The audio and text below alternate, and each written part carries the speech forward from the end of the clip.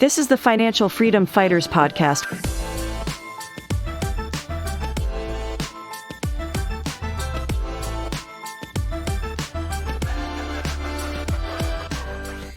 Welcome, everybody, to the Financial Freedom Fighters podcast. We're bringing to you episode 9. I'm here with my co-host, Mike. How's it going, Mike? How you doing? Jacob, what's up, buddy? Things are excellent. It is a rainy and cloudy day here in Cleveland, but hey, the sun is always shining in real estate, so I'm enjoying it. You know, we got Thanksgiving next week. You know, things are good. Things are good. I'm feeling much better.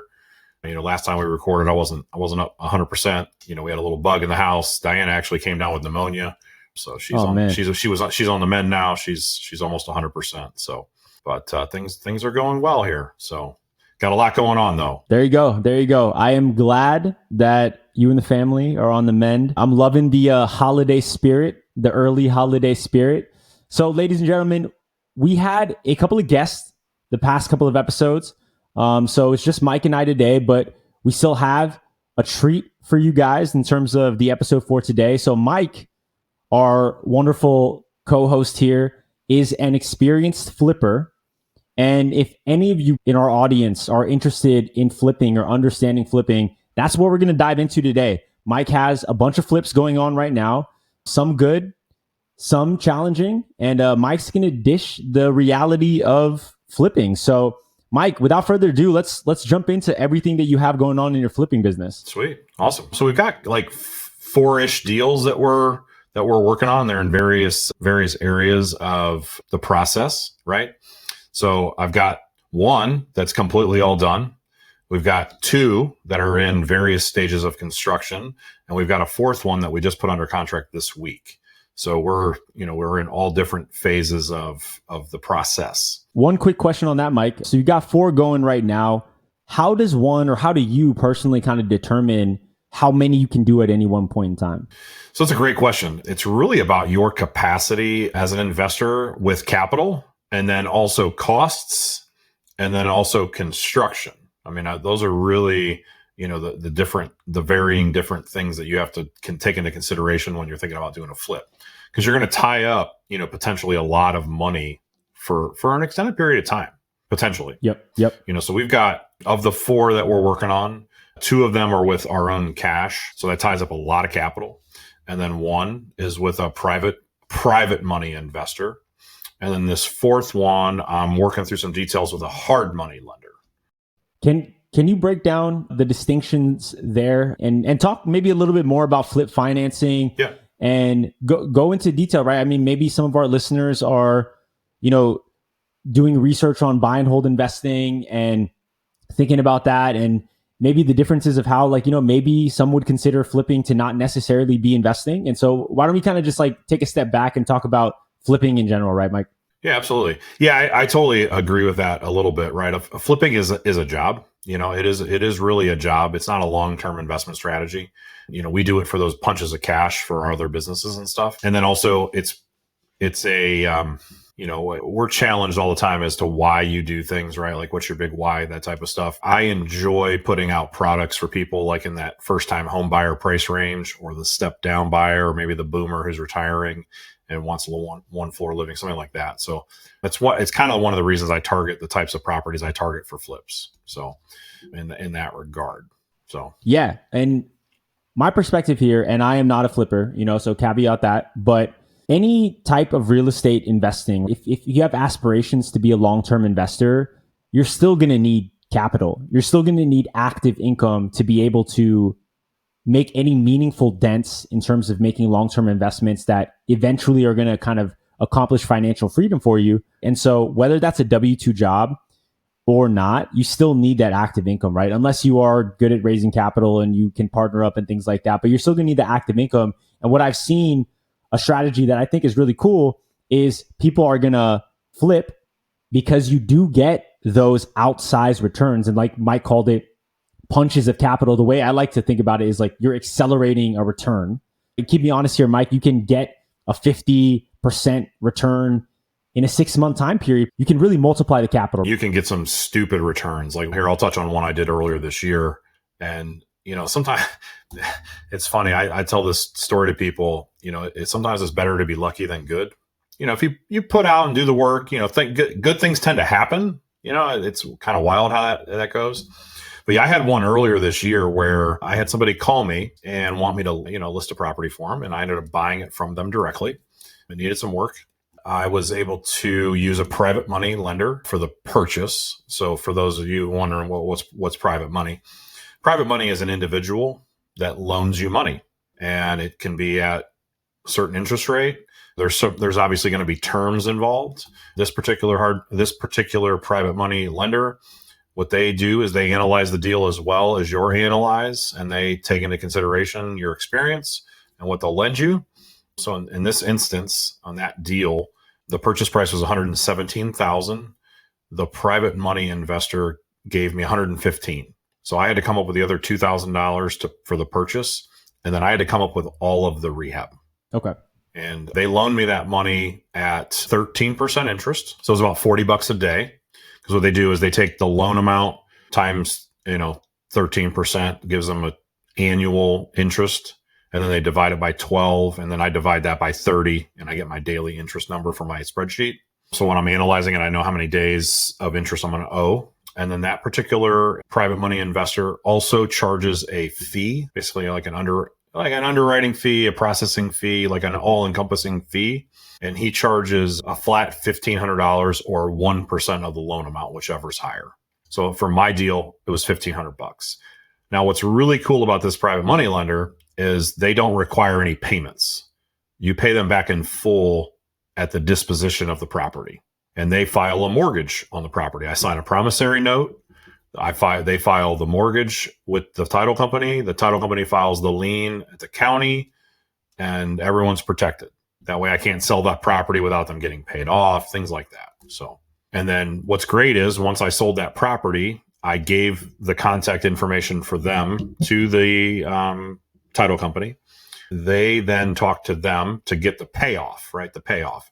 So I owed them $115 plus $1,500 plus the interest. Now I ended up, and to date, it's my best flip ever, and it probably will be my best flip ever, right? Like it was one of those things, the stars aligned, and I did really, really well. We owned the property for like 73 days. From the time we bought it to the time we sold it on the disposition, we only owned it for like 73 or 74 days.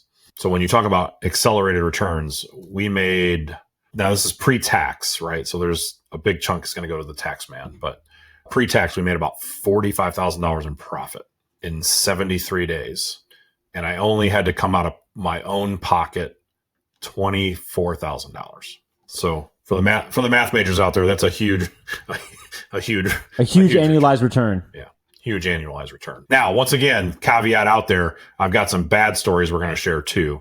We're definitely going to get into that. I think that, so if you just take a step back, and Mike and I are both long-term investors, and we think that the key to escaping the rat race is having long-term investments that are generating income that is not tied to your activity necessarily, right? Whether that's a W-2 job, whether that's flipping. But while we're on the pursuit of financial freedom, we still need to be generating active income, whether that's from your job or whether that's flipping, and then taking those profits and then reallocating them into long-term investments. That's the play here. That's ultimately the play. Now, an argument can be made that if you are a skilled flipper and then you can continue to roll the profits into bigger and bigger deals or more and more deals, then sure, you can do that. But just understand, and I think our last guest, or Jim, a couple guests ago, touched on this.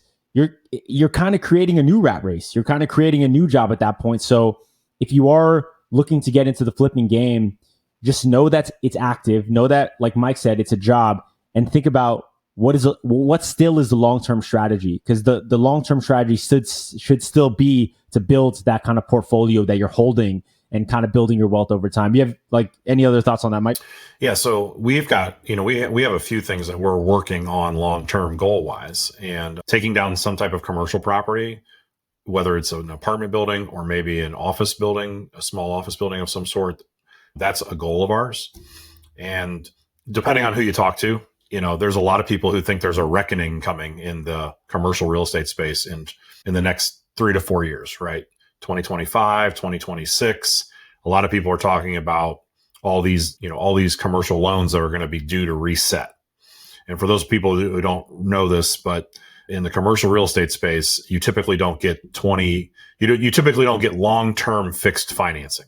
So in 2019, 2020, 2021, 2022, you could get 3% commercial financing on a 15-unit apartment building. It was great. But if you bought it in 2020, more than likely in 2025, you have to refinance that note because your mortgage rate adjusts to market. So you're going to go from a 3% interest rate to potentially, if the rates don't come down any by 2025. Now, most prognosticators think the rates are going to come down some, but even if it's at 6% in 2025, you're still going to be doubling your rate. So there's a lot of operators out there who are using pretty hefty projections in rent growth to make the numbers work long term for the inflated values that they were paying and the suppressed cap rates. And I don't want to go down this road in this episode today, but it's gonna come to a head, very soon. And I'm one of those people who thinks that that's a possibility. So what I'm doing is I'm stacking cash so that I have that money to deploy when there might be a desperate seller out there. So that's specifically what I'm using, what we've kind of transitioned into with our flip business, what we want to do with the cash. We want to set it aside and have it ready to go in the next 2 years on some type of commercial property. Okay.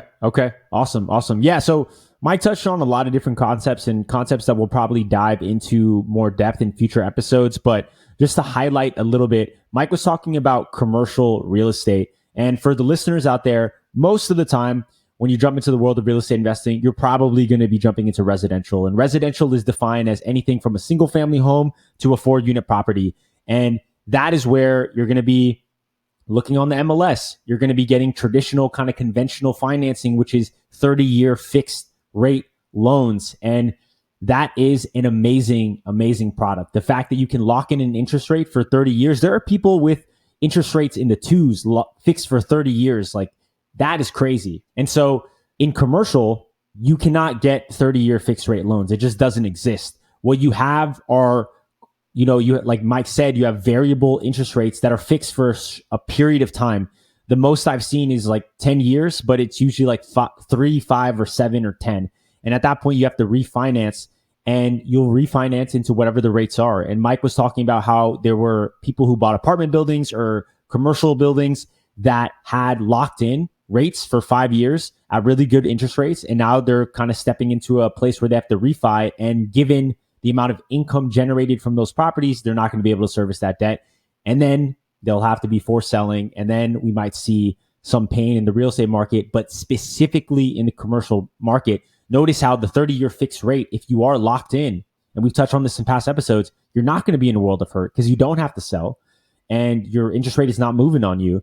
And that's actually really a big component of what happened in 2008 is a lot of people had almost commercial-like debt on their residential properties. They had ARMs, adjustable rate mortgages. And I think the percentage is minuscule now of residential properties that actually have ARMs.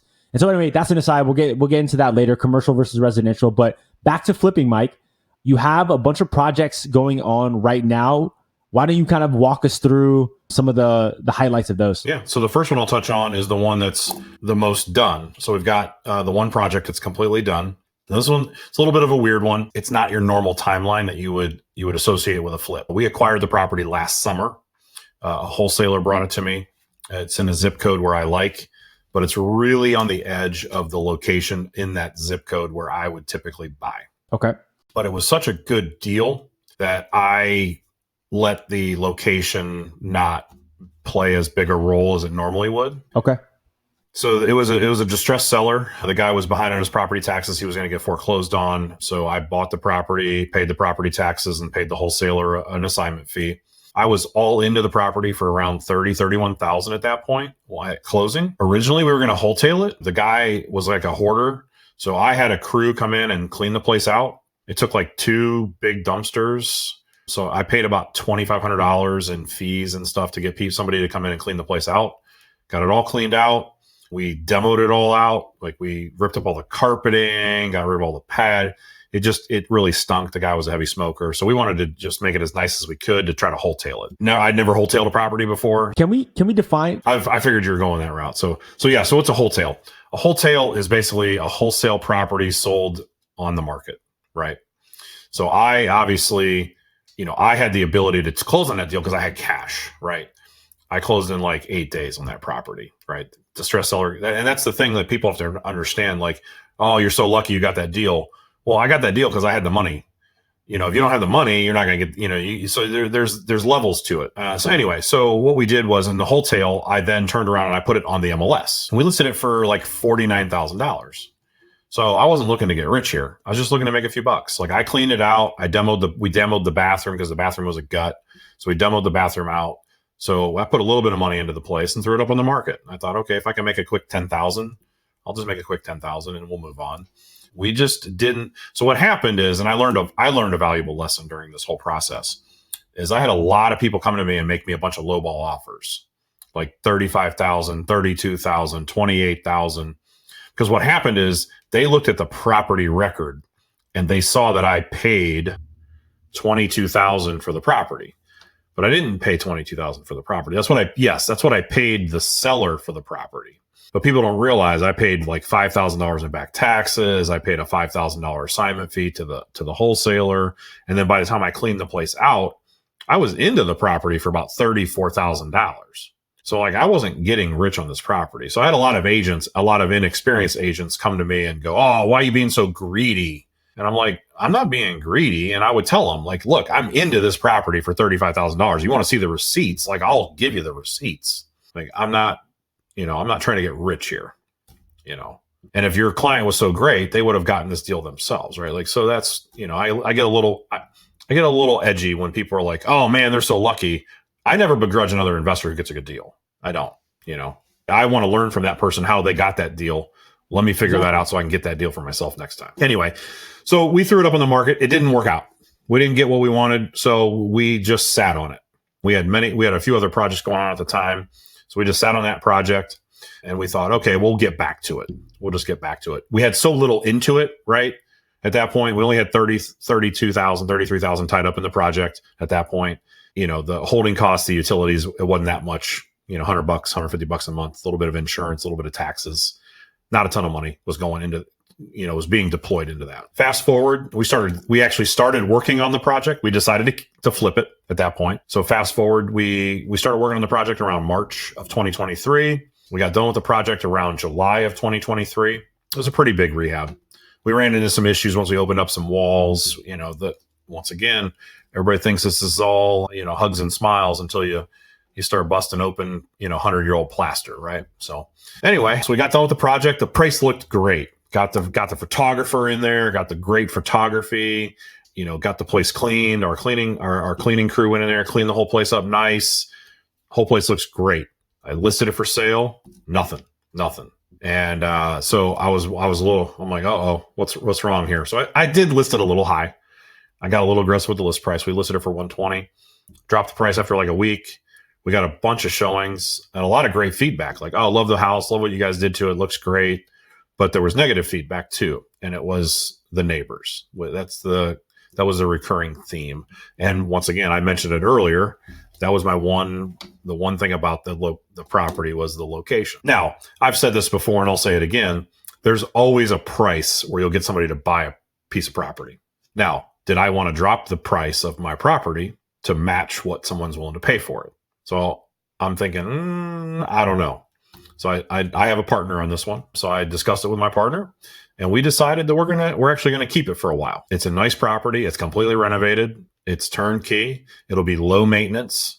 So what we did is we actually took it off the market last week and I've got it up for rent for $1,250. Okay. So now I'm into this thing for about 72,000 for those listening, wondering. So I'm into the property 72. We're going to rent it for $1,250. I've gotten like 30 inquiries this week already at $1,250. So we're going to rent it. And then I'm actually refinancing it.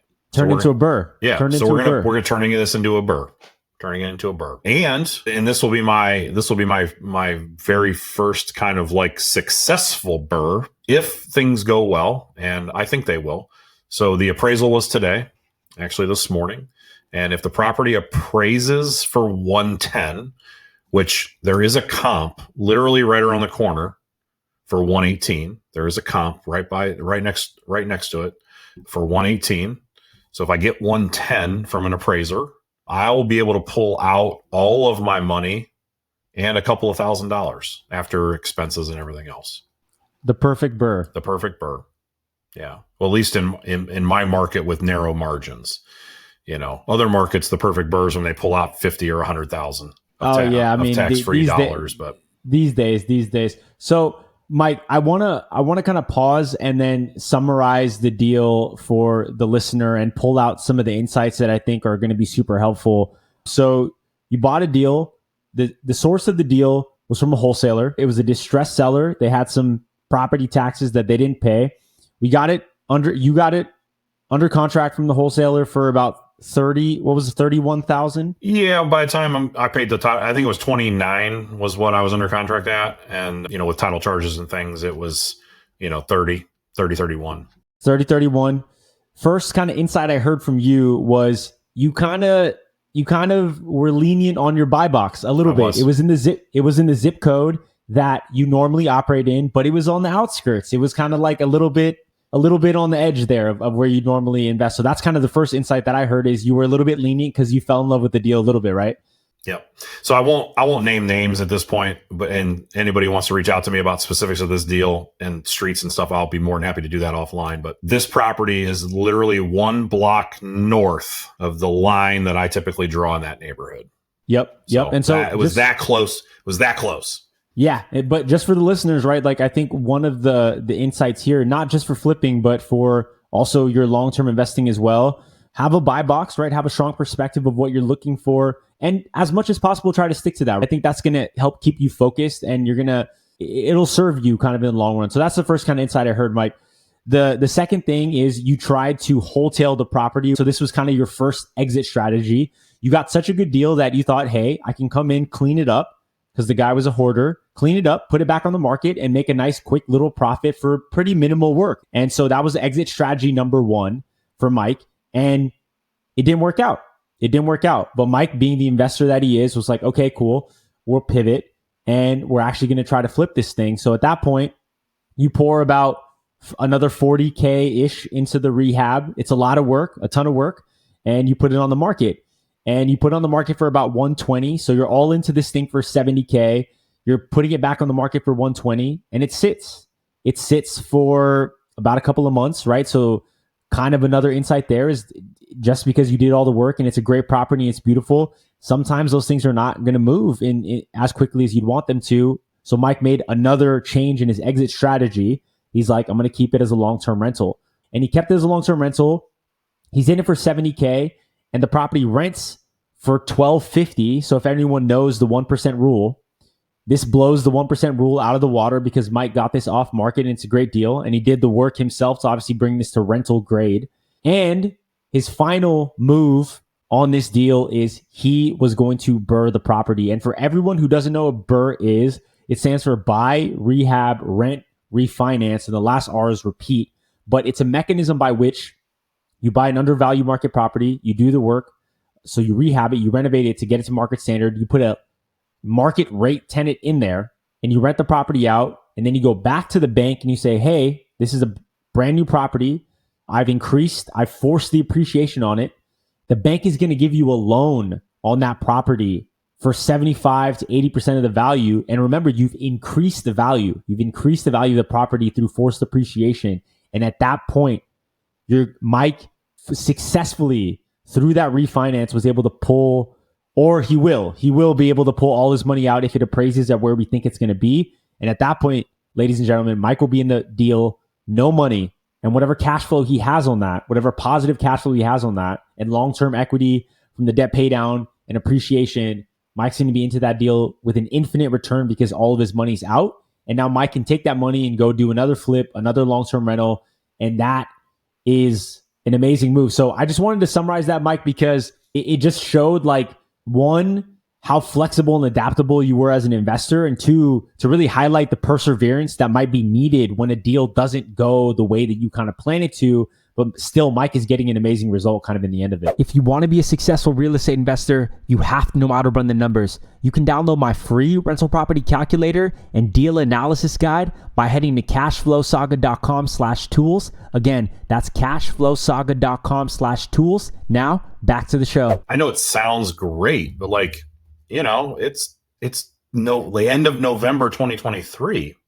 I bought this property it was literally, I closed on it like 2 days before we went on our Italy trip last August. So, it's been well past a year, right? So, for those listening who think that this is you can do this just overnight.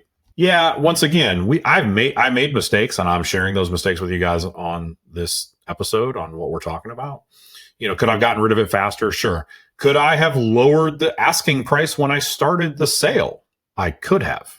Had I listed that thing for $99,000, I probably would have sold it already. But after fees and everything else, it wasn't juicy enough for me and my partner, and, it's one of those situations where you look at it and you go, okay, well, let's get some income. Let's get some income. So, I manage my long-term rentals myself. So I will have a better return on the cash flow, because I'll be managing this property myself. But, I'm generating, I'll generate about $400 a month in cash flow, pure cash flow. Yep. So Mike, I'll keep us moving here. Let's go to the next deal. What's the next flip? So the next one I've got going on is a single family in Akron as well. Same neighborhood, the other side of the neighborhood where it's a little bit better. So, but yeah, so this deal I actually bought on market. Single family home. I paid. So this is this is a great example of relationships matter in this business, and who you work with matters. So here's the skinny on this one. About 2 days before that property got listed, guess who called me? The listing agent. Listing agent knows I buy in this neighborhood. She knows I buy there. So she calls me and she says, "Hey, I'm going to be listing this property." She gives me the address on Saturday if you have interest. I said, okay.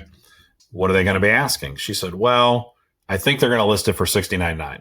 And I said, okay, let me check it out and I'll get back to you. You got any pictures? She says, yeah, I'll send you some pictures. So she texts me some pictures. I pull it up on the MLS. I do some analysis, and I don't like the numbers at $69,900 for sure. I drove by it. I happened to be in the neighborhood, so I drove by it to see the outside. Real quick, Mike, just to, if we can give the listeners kind of a perspective, okay, you saw the numbers and you didn't like it. What does that mean? What does that kind of look like? Okay, so yeah, that's great. Great question. So what my quick high level overview of it was, what's it worth when I sell it? So I started there. That's my first thing. What's it going to be worth when I sell it? So the spread, that's what we call the spread, what I'm paying for it and what it's worth. So at the time, I was projecting about $125,000 ARV, or after repair value. They're asking $70,000. That's only a $55,000 spread. I never get out of a rehab nowadays for less than about $30,000, plus holding costs, plus realtor commissions on the other side, plus title charges. There's nothing left, right? We don't, and this partner is my same partner on my other one that we just talked about. We don't do this unless we're going to make at least 30. That's our pre-tax profit goal on every flip that we partner on. It's $30,000. So that's why the numbers didn't work for me at $69,900. So to accomplish the $30K target, the minimum spread on it would need to be what typically? Probably at least 60. Okay. Yeah, 60. So at least, yeah. Yeah, at least. So in this deal, I went back to her and I said, hey, I looked at it. I drove by it. I really appreciate you bringing it to me. And of course, anytime in the future you have anything you want to bring to me, please. I said, but I'm going to be at like 50, 52 to buy this. And they're at $69,900. And I'm like, I just think we're too far apart. And, she maybe shouldn't have done this, but she said, well, just bring it anyway. That's okay. So I did. So then that Saturday, the property went on the market.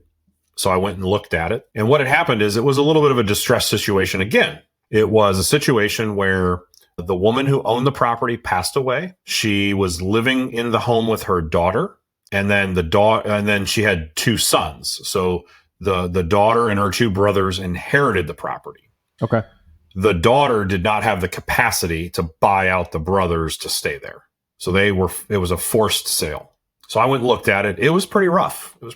Heavy smokers. They had a dog. They had a cat. Like it was gross. It was gross. And then the other thing that is hard to put a value on is this property was technically listed as a 2-bedroom home. And as it was configured when I bought it, it was legally a 2-bedroom home, but it had 3 bedrooms. So obviously everybody's out there going, well, tell me more. So somewhere along the line, this house had been built originally as a 2-bedroom home, and somewhere along the lines, and it's on a slab, so there's no basement. So somewhere along the line, the back of the house had an addition put on it, but the only access to that addition was through one of the bedrooms. They literally just cut a hole in the wall, put a door, and you walked through the first bedroom to get to the back bedroom. But that's where I saw the opportunity. That bedroom was huge. It was the whole back of the house. Like it was a really nice. And in this neighborhood, you don't typically get a 16 by 20 master bedroom, right? Like it was massive. Now, what do you have to do to create a legal bedroom? So I had to somehow make us to be able to access that bedroom while not going through the other bedroom, right?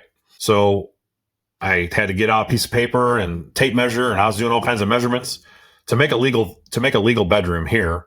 You have to have an ingress and egress. You have to have a door and a window, and you have to have 70 square feet. You don't even have to have a closet, but people want closets. Well, so to build a hallway to make this thing a legal bedroom, it was going to make it 64 square feet. So I'm like, oh shit, that's not a legal bedroom. So we actually stole the square footage we needed from this massive bedroom in the back. So what we did was we built this hallway, and then on the bedroom side of the hallway, we poked a hole in the wall and we stole square footage, and we made this like nook in the bedroom. Wow. Framed it, drywalled it, put a light in it. So it's awkward. Yes. But I now have an 84 square foot bedroom, and I'm going to have a legally 3-bedroom home. So that's where the value was in this deal. Anyway, we kind of skipped over the whole buying of it process. So anyway, I made the offer 52. They came back to me. I was cash. I was no contingencies. So, I mean, these are advantages that I have being local that obviously the out-of-state investor really won't have, unfortunately. It's a byproduct of being local. But I was able to leverage the fact that I was paying cash, the fact that I was waiving inspections to get me a better deal. We ended up settling at 58. And I put together a $32,000 budget for the rehab. So I wanted to be in it for 90. And because we were using cash, we weren't going to have hard money costs and things like that. So that's where I can kind of keep my numbers a little bit narrower because I don't have the expense of interest and fees and things like that on this deal. So fast forward, where are we? So this deal is probably about 2 to 3 weeks out from being listed. I actually visited the property a couple nights ago to check in. It's progressing along. The whole place is painted. The bathroom's redone. The kitchen is almost done. The flooring is almost done. So it's coming along really, really nicely. Okay. Awesome. And you'll have to give us an update on this one when you do list it, and then if we're able to kind of successfully exit this one. And yeah, so the plan, the plan is to list it for 130. I felt really good about that until recently. The sales are slumping. The sales are slumping a little bit, but once again, this partner has a long view on this property. We're not just going to give it away, so we're going to list it and see what happens. And if we don't sell it right away, it's one of those situations where it's, how do I say this? We have the inventory, right? And people aren't building these types of houses. So there will be a demand for this house eventually. Yeah. So this is another really cool one. I'll do a quick kind of highlight in terms of like what I heard as a non-flipper, obviously, and someone that's just kind of hearing this story for the first time. So the first thing I heard is, like you said, Mike, relationships matter. Like in the real estate business, specifically, relationships matter. It takes relationships to get things done. And just know that, right? Just know that and kind of invest in the relationships You're not going to get anywhere alone in this game. So that's one. Mike got this deal because he was active in this zip code, and he told everyone he knew, and people just associated Mike with buying and flipping in his zip code. So we got first dibs on the deal that didn't even hit the market yet. Second insight that I heard from Mike is he bought right. He bought right. He stuck to his numbers. The offer was floated at 69.9. Mike ran his numbers on it, and he said there's not enough of a spread there, right? He needed to see a bigger spread for him to move forward with that deal. He went back to a person that obviously he wanted to do business with, but he stuck to his numbers, and he said, hey, I'm not anywhere close. And he actually said that, and he was willing to walk away just knowing that the distance was probably too far. She said, bring it anyway. So Mike, again, stuck to his numbers. The third thing that I heard is that Mike got really creative about how to add value in this deal. It was a 2-bedroom, but it was really a 3-bedroom, but the third bedroom was illegal. So Mike got creative in how we can actually make this a legal 3-bedroom, and adding a bedroom is definitely going to add value to the house. So that kind of was the creative value at play for this house. And then lastly, Mike, again, is going to be flexible with his exit strategy. He used cash to buy this deal. He doesn't have a private money lender. He doesn't have a hard money lender. He doesn't have the same type of holding cost that you would have if you were kind of under the weight of that loan, because he bought this with cash and he has a partner. And so it gives him flexibility in the exit strategy. He's 2 weeks out from listing this one, very optimistic, going to list it at 130. And you're all into this one, Mike, for how much? So we'll be all into it for around 91, 92. So okay, 91, 92. We're slightly over budget. Okay, slightly over budget, but still kind of projecting to have that profit that you guys target. And we'll see how it goes. So, Mike, we're coming up on time. Let's see if we can squeeze in one more flip. Yeah. We'll do one more. So we've got a third project going on that's under construction. This property is a situation where it was a distressed seller came to me and needed help getting an exit out of the property. Unfortunately, was going to be foreclosed on, much like our first deal that we talked about. It was a property tax situation. And the other challenging piece of this deal was the property was like half renovated. So they had a leak that they discovered in the property, and they fixed the leak and they fixed a lot of things. But unfortunately, that particular person ran out of money and then ran into a situation where the person who bought the tax liens from the county had started the foreclosure process, and they needed to get out, and they needed to get out fast. We could have listed the house, but it would have really been hard to say like what he would have got for it. And it's one of those situations where you got to kind of get creative. So we just sat down and talked some numbers. I put down, hey, this is around what it's worth all fixed up. Any big time investor is going to want a 30% kind of spread on it. So we took that number, we took 70% of that. We subtracted out what we thought it would take to fix it back up again. And that's the number we offered. And because we were positioned to be able to do that right away and help get this guy out of the property, I actually even got dumpsters to the property for him. So it helped him move easier. We were able to move quickly. And this one was a private money deal. So the same private money person who loaned me the money that we talked about on that duplex that I did really, really well on at the very beginning, that same person is the one funding a chunk of this deal as well. So, Okay. And you're under construction now. How deep are you into the construction? Everything going well with the construction? So here's another challenge that we can talk about. So this one is a different crew than my normal crew. I'm testing out a new crew, and we didn't get off to the greatest start. So I had this job bid back in September when we were closing on the property, but I had to go out of town. I had a lot going on for about 3 or 4 weeks. So I wasn't prepared to start on the project until I got back from BPCon from Orlando in mid October. Well, so I hit this company up, this construction company up. When I got back, I was like, hey, I'm ready to move forward. They sent me a contract. We negotiated terms, and then I sent them the first 25%. I wired them 25% of the full boat. So it's about $8,000. They were supposed to start like that Monday. Like this is a Friday. I wired the money. They're supposed to start on Monday. So fast forward, and the part of the terms of our agreement was I was going to give them another 25% after the first 4 to 5 days of construction, and that I saw work was being done and materials were on site. That was what we agreed to.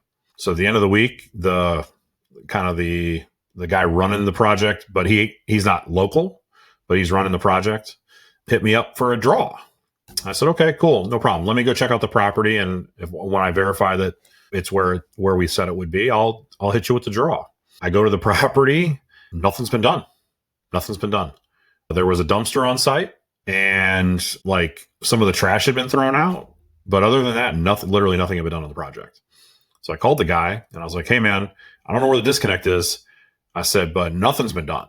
I'm not sending you to this other $8,000. And he said, okay, let me call you back. So he calls the they call it a lead, team leader or whatever of this project. He called me back. He goes, I'm sorry about the miscommunication. I guess the guys weren't there as much as they thought they'd be this week. We'll get back with you next week to get that draw. Okay, cool. Fast forward, end of the next week comes. They ask for the draw. I said, okay, I'm going to go check the property out. Now I live nearby, so I'm able to do this. I show up and like this much stuff has been done. That's 2 weeks now. So I call the guy back again. I go, dude, like, I'm not trying to be a jerk here, but what the hell's going on? Like nothing. He goes, what are you talking about? I go, dude, nothing's been done. I go, I'm going to take a video and send you the video. He goes, okay. So I take a video and I point out everything that has been done. And it was like something I could have did on a weekend, right? Send him the video. I don't hear from him for like 3 days. I stopped by the property Tuesday night. Then, 4 days later, Tuesday night, and very little had been done. And then he hits me up on Thursday for a draw, and I snapped. And I mean, those who know me know I went into a tirade of F-bombs. Anyway, and the guy's like, I promise you stuff's done, blah, blah, blah, blah, blah. So he ends up setting it up for me to meet with the team leader there that Thursday night. This is last week. And I showed up and I was actually blown away. So I don't know what happened, but they must have got like 6 guys there for like 2 straight days, because they did more work in 2 days than they had done the previous 3 weeks. So what did we learn? We learned that communication is key, because once I was meeting and talking to the team leader, I found out that because I drug my feet with me signing the contract for them to start work, they took another job, and no one told me. All they had to do was say, hey man, you need a couple more weeks to start your job. And I would have been like, cool. But I think what happened is, and they'll never admit to this, but they might not have, maybe they thought if they didn't tell me, yeah, we'll start right away, then I would have went to someone else. That's where the communication, we figured out like we need to communicate better. So that one's chugging along. I actually met with the leader last night. We walked through everything that had been done and then everything else that needed to be done. And now that I had a much better feeling, right? Like now that him and I are face to face, like man to man, talking it out, I actually sent them a little bit more in that next draw. So I owed them 8. I sent them 10 to show as an act of good faith, right? Because I did get steamed. I did get pissed, but that being said, it's like I thought I was getting taken for a ride. Like I had talked to several friends, other investors, my attorney, like, everybody's like, dude, you're getting taken for a ride, like everybody thought I was getting taken for a ride. But here it became well, they just didn't tell me that they were doing another job. Had they just told me like, hey man, we had to take another job, I'd be like, okay, cool. So what we learned, communication is key on that one. So that one's about probably 3 weeks away, because they've got a bigger crew. This construction company has a much larger crew. Okay.